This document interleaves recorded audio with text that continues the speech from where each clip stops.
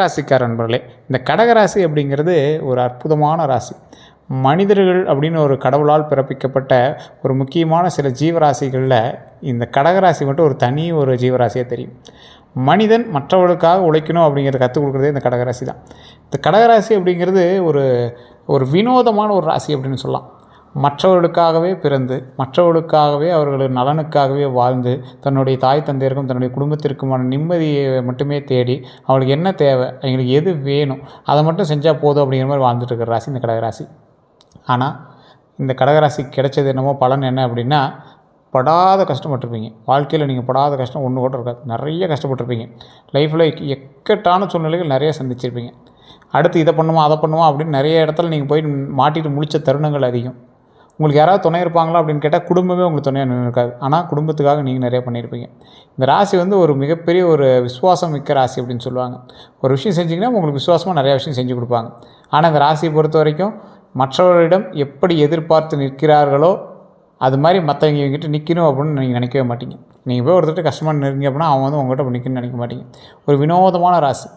திருமணத்தில் தாமதம் ஏற்பட்டிருக்கும், குழந்தைகளை தாமதம் ஏற்பட்டிருக்கும், கல்வியில் தாமதம் ஏற்பட்டிருக்கும், குடும்ப ரீதியான விஷயத்தில் தாமதம் ஏற்பட்டு சில நேரம் சாப்பாட்டுக்கே கஷ்டப்பட்டிருப்பீங்க, தொழிலில் கஷ்டப்பட்டிருப்பீங்க. ஒரு தொழில் இதுதான் நிரந்தரமான தொழில் அப்படின்னு உங்களுக்கு எந்த தொழில் நீங்கள் சந்திச்சிருக்க மாட்டீங்க.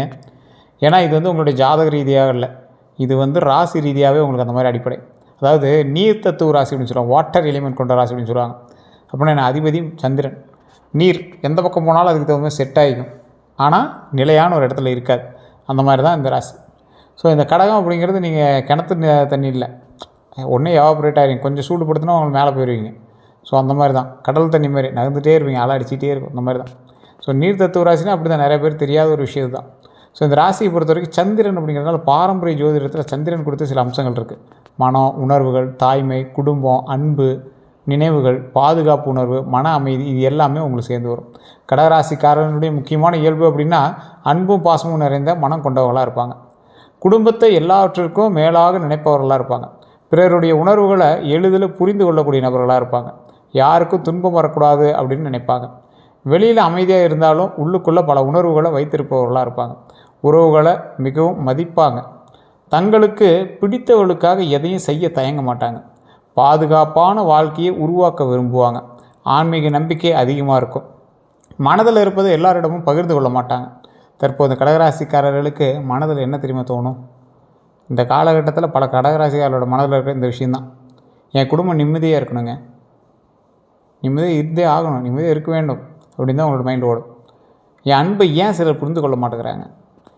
ஏன் வாழ்க்கையில் நிலைத்தன்மை எப்போது வரும்? என்னோடய வாழ்க்கையில் எப்போ நிலைத்தன்மை வரும்? எப்போ நான் செட்டிலாகி நிற்பேன் அப்படிங்கிற மாதிரி, நான் செய்த உதவிக்கு மதிப்பு கிடைக்குமா அப்படிங்கிற எண்ணங்கள் தான் உங்களோட மைண்டில் அதிகமாக ஓடிட்டுருக்கும். மேலும் குடும்ப பொறுப்புகள், குழந்தைகளினுடைய எதிர்காலம், வீடு வாங்கக்கூடிய ஆசை, சேமிப்பு, உறவுகளில் ஏற்படுத்தின மனக்காயங்கள், பழைய நினைவுகள் பற்றிய சிந்தனைகள் அதிகமாகவே இருக்குங்க. கடகராசியில் பிறந்தவங்க பிறப்பு ரகசியம் அப்படின்னு ஒன்று இருக்குது. இந்த ராசிக்கே உண்டான ஒரு பிறப்புக்கான ரகசியம் இருக்குல்ல, இது கடகம் அப்படிங்கிறது அன்பு, பாதுகாப்பு மற்றும் குடும்பத்தை உருவாக்கக்கூடிய ராசிங்க. இவங்க குடும்பத்தை ஒன்றாக வைத்திருக்க முயற்சி செய்வாங்க, பிரியவே விட மாட்டாங்க, குடும்பம் சேர்ந்துருக்கணும் அப்படின்னு தான் நினைப்பாங்க. பிறரின் கஷ்டத்தை தங்களுடைய கஷ்டமாக எடுத்துக்கொள்வாங்க. யாராவது அழுதா முதல்ல ஆறுதல் சொல்லக்கூடிய மனம் கொண்டவங்களாக இருப்பாங்க. நல்ல மனதால் பலரின் வாழ்க்கையில் ஒளி ஏற்றுவாங்க. உறவுகளுக்காக தியாகம் செய்ய தயங்க மாட்டாங்க. ஆனால் வாழ்க்கை இவங்களுக்கு சொல்லக்கூடிய பாடம் அப்படின்னா, எல்லாரையும் கவனிப்பது போல் உங்களுடைய மனநலத்தையும் கொஞ்சம் கவனிங்க. எல்லாரையும் கவனிக்கிறீங்க, உங்களோட மனதையும் கொஞ்சம் கவனிச்சுக்கோங்க. அதுதான் உங்கள் மெயினாக நீங்கள் கற்றுக்கணும். கடகராசியினுடைய பலமான குணங்கள் அப்படின்னா அன்பு, குடும்ப பாசம், உள்ளுணர்வு, விசுவாசம், பொறுமை. இது அன்பை பொறுத்த வரைக்கும் மனப்பூர்வமான அன்பை வெளிப்படுத்துவாங்க. குடும்ப பாசத்தை பொறுத்த வரைக்கும் குடும்பத்திற்காக எந்த தியாகத்தையும் செய்ய தயங்க மாட்டாங்க. உள்ளுணர்வை பொறுத்த வரைக்கும் மற்றவர்களினுடைய மனநிலையை எளிதில் உணருவாங்க. விசுவாசத்தை பொறுத்த வரைக்கும் நம்பிக்கை வைத்தவங்களை எளிதில் கைவிட மாட்டாங்க. பொறுமையை பொறுத்த வரைக்கும் குடும்ப பிரச்சனைகளை அமைதியாக சமாளிக்க முயற்சி செய்வாங்க. உதவும் மனப்பான்மை அதிகங்க. தேவையுள்ளவங்களுக்கு உதவ விரும்புவாங்க.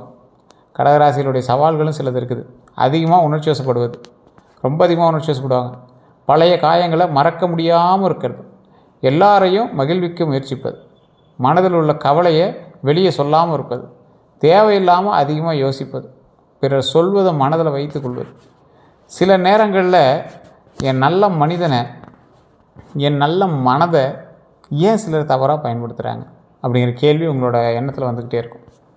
மற்றவர்களிடம் எப்படி பழகுவாங்க அப்படின்னா, கடகராசிக்காரங்களை பொறுத்த வரைக்கும் அன்பாக பேசுவாங்க, மரியாதையாக நடந்துக்குவாங்க, உதவி செய்ய தயங்க மாட்டாங்க, உறவுகளை நீண்ட காலம் பாதுகாப்பாங்க, சிறிய விஷயங்கள்லேயும் அக்கறை காட்டுவாங்க.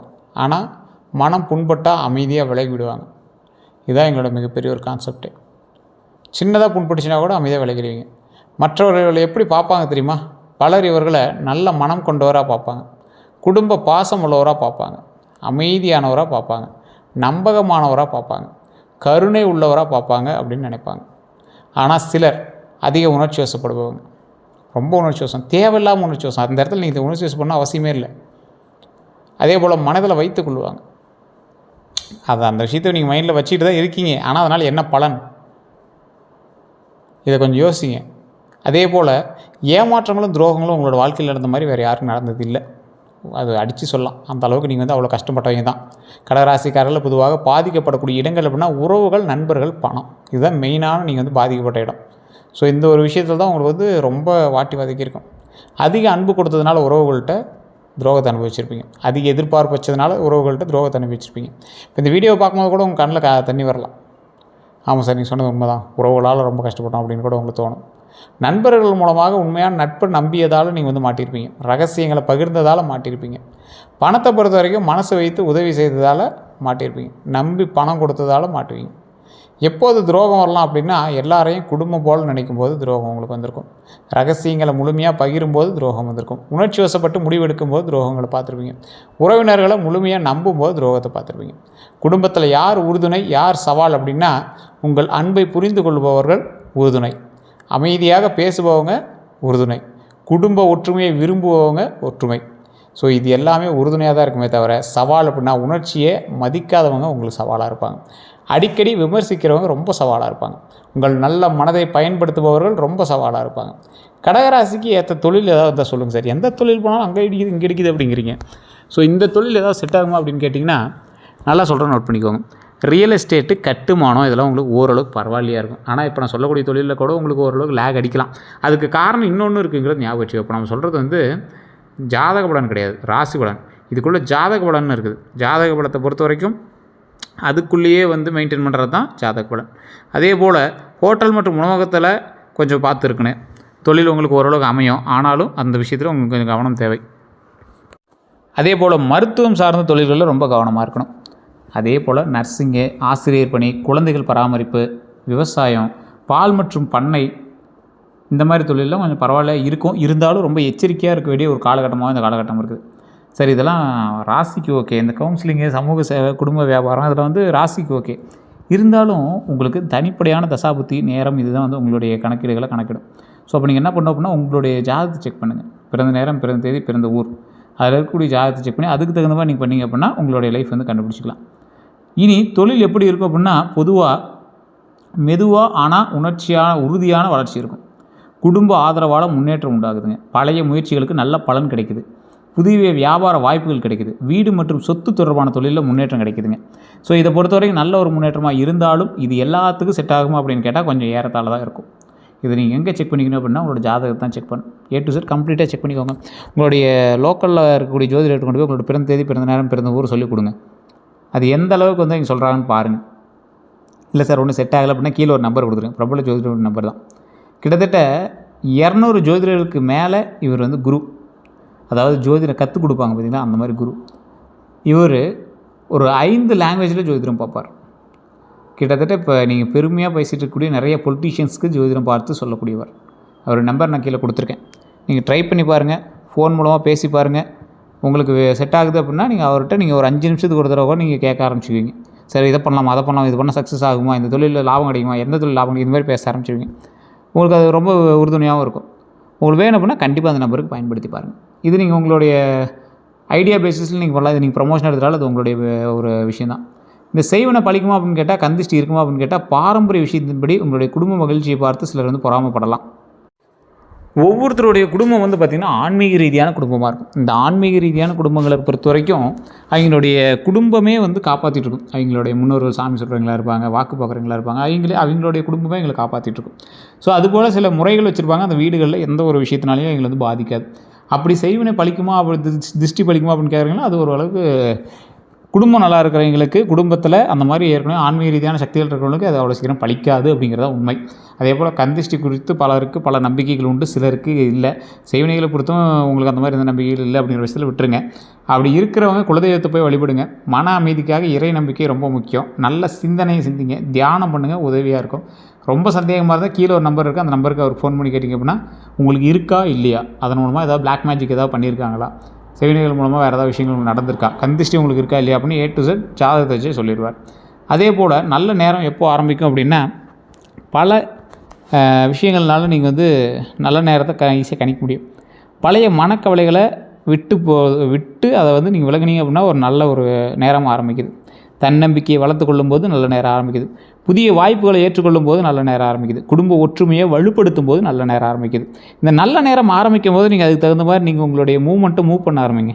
அது பாட்டு நல்ல நேரம் உங்களுக்கு அப்படியே பிடிச்சி தூக்கிவிடலாம், இது பண்ணாது, நீங்கள் தான் இறங்கி வேலை செய்யணும்.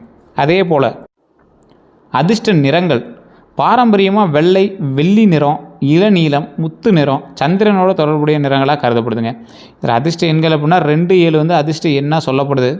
இருந்தாலும் இந்த அதிர்ஷ்ட எண் பொறுத்த வரைக்கும் உங்களுடைய ஜாதகத்தை செக் பண்ணி தான் சொல்ல முடியும். அதே போல் சாதகமான நாள்னால் திங்கக்கிழமை. ஸோ உங்களுக்கு பரவாயில்லையான ஒரு நாள் தான். திருமணம் மற்றும் குடும்ப வாழ்க்கையை பற்றி நீங்கள் தெரிஞ்சுக்கணும் அப்படின்னா ஒரு முக்கியமான ஒரு விஷயம். குடும்ப வாழ்க்கையை பொறுத்த வரைக்கும் மிகவும் மதிப்பவர்களாக இருப்பீங்க. குடும்ப வாழ்க்கையில் ரொம்ப உங்களை பெருசாக தான் நினைப்பாங்க. துணைக்கு பாதுகாப்பு உணர்வு கொடுப்பவர்களாக இருப்பீங்க. அன்பு நிறைந்த உறவாக விரும்பக்கூடிய ஒரு நபராக இருப்பீங்க. மனம் திறந்து பேசினா குடும்ப வாழ்க்கை மகிழ்ச்சியாக இருக்கும் அப்படிங்கிறதுக்கு நீங்கள் ஒரு எடுத்துக்காட்டுன்னே சொல்லலாம். சில நேரத்தில் நீங்கள் ஓப்பனப்பாக இருக்க மாட்டீங்க. உங்கள்கிட்ட ஒரு சின்ன ஒரு பழக்கம் இருக்குது. ஒரு இடத்துல பேசினா ஓட்டவாய் மாதிரி நீங்கள் பேசிடுவீங்க, மறுபடியும் திருப்பி பேசுவீங்க, மறுபடியும் போய் கெஞ்சுவீங்க. இந்த பழக்கம் மட்டும் கொஞ்சம் சரி பண்ணிங்கன்னா உங்களுக்கு சரியாக போயிடும். ஏன்னா இது ராசிக்கான பழக்கம். அந்த ராசியில் இருக்கிறவங்க என்ன பண்ணுவாங்கன்னா கொஞ்சம் உளறுவாய் தான். அதே போல் ஒரு சின்ன மைனஸ் ஒன்று இருக்குது. அங்கே பேசுகிறது, இங்கே பேசுகிறது, இங்கே பேசுகிறது, அங்கே பேசுகிறது. உங்களோட கவலைகளை தான் நீங்கள் சொல்கிறீங்க. அந்த விஷயங்கள் எவ்வளோ அந்தளவுக்கு பாதிக்குங்கிறது நீங்கள் தெரியாமல் பேசிட்டீங்க. அதை கொஞ்சம் சரி பண்ணிக்கோங்க. அதே போல் இந்த திருமண விஷயங்களை பொறுத்த வரைக்கும், குடும்ப வாழ்க்கையை பொறுத்த வரைக்கும் அர்த்தநாரீஸ்வரர் வழிபாடு ரொம்ப நல்லது. அது பண்ணிங்கன்னா மிகப்பெரிய நன்மை உண்டு அப்படிங்கிறது ஞாபகம் வச்சுக்கோங்க. குழந்தை பாக்கியத்தை பொறுத்த வரைக்கும் குழந்தைகள் மீது அதிக பாசம் காட்டுவாங்க. அவர்களுடைய கல்வி மற்றும் எதிர்காலத்தில் அதிக அக்கறை கொள்வாங்க. நல்ல பழக்கங்களை கற்றுக் கொடுக்க விரும்புவாங்க. வண்டி வாகன யோகத்தை பொறுத்தவரை குடும்ப வசதிக்காக வாகனம் வாங்கக்கூடிய எண்ணம் இருக்கும். இந்த காலகட்டத்தில் புதிய வாகன யோகம் அமையுது. வாகன பராமரிப்பில் கவனம் தேவை. சொத்து யோகத்தை பொறுத்த வரைக்கும் வீடு வாங்கக்கூடிய யோகமும் உண்டாகுது. நிலம் வாங்கக்கூடிய வாய்ப்புகளும் உண்டாகுது. குடும்ப சொத்தால் நன்மை கிடைக்கக்கூடிய ஒரு காலகட்டம். குடும்ப சொத்தில் ஏதாவது சிக்கலில் இருந்துச்சு, பங்காளிகளுக்குள்ளே, பெரியப்பா சித்தப்பாவுக்குள்ளே, அண்ணன் தம்பிகளுக்குள்ளே இந்த மாதிரிலாம் ஏதாவது சிக்கல் இருந்துச்சுன்னா அதெல்லாம் சரியாகும். ஆவணங்களை முழுமையாக சரிபார்க்கணும். அதை மட்டும் தயவு செய்து கொஞ்சம் செக் பண்ணிக்கோங்க. அடுத்த 12 நாட்களை பொறுத்த வரைக்கும் தொழில் ரீதியான விஷயங்களில் புதிய பொறுப்புகள் வரலாம். பழைய வேலைகள் நிறைவு பெறலாம். பணத்தை பொறுத்த வரைக்கும் செலவுகளை கட்டுப்படுத்துவது நல்லதுங்க. சேமிப்பில் கவனம் செலுத்துங்க. உறவுகளை பொறுத்த வரைக்கும் குடும்பத்துடன் நேரம் செலவிடுங்க. மனம் திறந்து பேசுங்க. மனநிலையை பொறுத்த வரைக்கும் தேவையற்ற கவலைகளை குறையுங்க. நேர்மறை சிந்தனையை வளர்த்து கொள்ளுங்க. அதே போல் ஒரு முக்கியமான விஷயங்க, நீங்கள் செய்யணும் செய்யக்கூடாது அப்படின்னு நிறைய விஷயங்கள் இருக்கலாம். ஜாதக ரீதியாக தான் அதை கால்குலேட்டாக பண்ண முடியும். இது இப்போ நான் ராசி ரீதியாக சொல்கிறேன். இது உங்களுக்கு 60% தான் பொருந்தும். அதையும் நான் ஓப்பனாகவே சொல்கிறேன். நிறைய பேர் சொல்லுவாங்களா என்னன்னு தெரில. ஏன்னா நான் சொல்கிறது ராசி பலன். உள்ளே நீங்கள் தசாபுத்தி வேறு, நட்சத்திரம் வேறு, இதெல்லாம் உள்ள நிறைய வேறு இருக்குது. அதனால் குடும்பத்துடன் அதிக நேரம் செலவிடுங்க. இந்த காலகட்டத்தில் மன அமைதியை பாதுகாத்து கொள்ளுங்கள். சேமிப்பு பழக்கத்தை வளர்த்து கொள்ளுங்கள். உடல் நலத்தை கவனிங்க.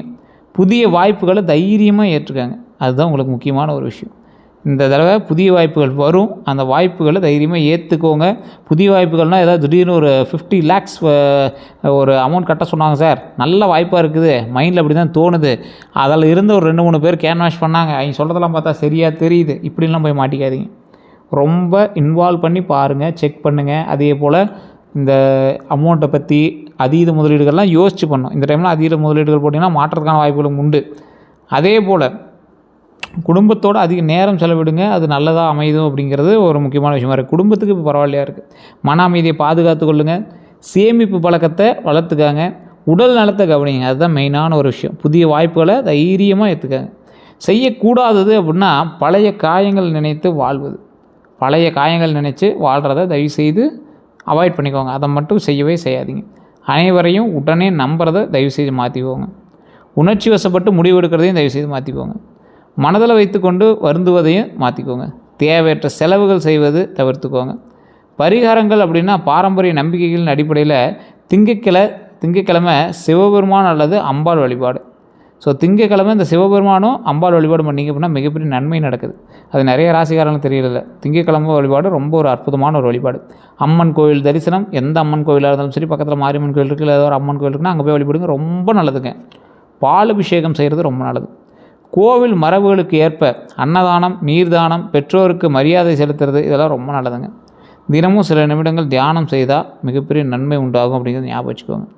கடகராசியினுடைய வாழ்க்கையை பொறுத்த வரைக்கும் வாழ்க்கை ரகசியம் அப்படின்னா உங்கள் அன்பும் கருணையும் உங்கள் மிகப்பெரிய பலம் அப்படிங்கிறத ஞாபகம் வச்சுக்கோங்க. ஆனால் பிறரை போலவே உங்களுடைய மனதையும் பாதுகாக்க கற்றுக்கொண்டா வாழ்க்கையில் இன்னும் மகிழ்ச்சியாகும் அப்படிங்கிற ஞாபகம் வச்சுக்கோங்க. மற்றவங்கள மாதிரியும் நீங்களும் யோசிக்கணும் அப்படின்னு ஞாபகம் வச்சுக்கோங்க. உங்கள் இடத்துல மற்றவங்களையும் வச்சு யோசிச்சு பார்க்கணும்னு ஞாபகம் வச்சுக்கோங்க. அன்பால் மனிதர்களுடைய மனதை வெல்லக்கூடியவங்க நீங்கள். குடும்பத்தை உயர்த்தும் சக்தி கொண்டவர் நீங்கள். அமைதியாக பெரிய சாதனைகளை செய்யக்கூடியவர் நீங்கள். உணர்ச்சியையும் அறிவையும் சமநிலைப்படுத்தி தன்னம்பிக்கையுடன் முன்னேறினால் குடும்ப மகிழ்ச்சி, மன நிறைவு மற்றும் நிலையான வளர்ச்சி உங்கள் வாழ்க்கையில் அதிகரிக்கலாம் அப்படிங்கிறத மைண்டில் ஞாபகம் வச்சுக்கோங்க. ராசியை பொறுத்த வரைக்கும் பரவாயில்லையாக இருக்குது. நீங்கள் எந்த அளவுக்கு பயன்படுத்துகிறீங்களோ அந்த அளவுக்கு வெற்றி உண்டாகுது அப்படிங்கிறத மைண்டில் ஞாபகம் வச்சு செயல்படுங்க. வேறு ஏதாவது தகவல் வேணும் அப்படின்னா மறக்காம கமெண்ட்ஸில் பதிவிடுங்க. இதோட நம்ம சேனல் சப்ஸ்கிரைப் பண்ணுங்க, மற்ற பெல் பட்டனை மறக்காம ப்ரெஸ் பண்ணிக்கோங்க. அதே போல் ஒரு முக்கியமான விஷயம் தான், இந்த ராசிக்காரங்க வேறு ஏதாவது சந்தேகங்கள் இருந்தால் கீழே நம்பர் கான்டாக்ட் பண்ணி பேச தெரிஞ்சுக்கோங்க. எல்லோருக்கும் நன்றி நண்பர்களே.